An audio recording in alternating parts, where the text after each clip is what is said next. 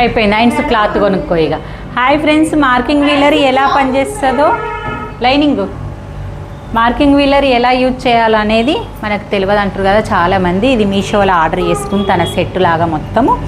అయితే ఈ యూజ్ చేసుకోవడం ఎలాగా, ఇది ఉంది కదా ఇలా ఉంటుంది అన్నట్టు, ఇలా ఇలా తిరుగుతుంది. మనకు తెలంగాణ సైడ్ అయితే గర్జలు గీరుకుంటాం అంటాం చూడు, గట్లా గర్జలు గీరుతాం. ఇది ఇక ఆంధ్ర సైడ్ కచ్చకాయలు అంటారు, కచ్చకాయలు అట్లా గీరుకునేలాగుంటుంది అన్నట్టు. ఈ గీరుకునేలాగుంటే ఇక్కడ వేలు పెట్టడానికి ఉంటుంది. ఇలా పట్టుకోవాలి. పట్టుకొని మన సైడ్ కుట్లు నీకు 2 సైడ్లు ఒకే రకం కనబడాలి అన్నప్పుడు ఇలా లాగాలి. ఇలా హోల్స్ లాగా పడతాయి. ఇదిగోండి, సన్న హోల్స్ పడ్డాయి కనబడుతున్నాయి. అలాగా ఈ హోల్స్ లాగా కనబడితే మనకు బ్లౌజ్ కుట్టేటప్పుడు ఈ హోల్స్ ఉండడం వల్ల మనం సైడ్ కుట్లు ఈజీగా వేసుకుంటాము. ఒక 4-5 జాకెట్లు అయినా సరే మనం పక్కన కుట్లు వేసుకున్నప్పుడు మళ్ళీ మార్క్ పెట్టుకోబడది.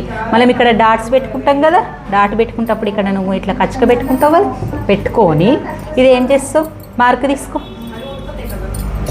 ఇది ఎక్కడి వరకు పెట్టుకోవాలనుకుంటామో అన్ని ఇంచులు ఇలా మార్క్ చేస్తావు.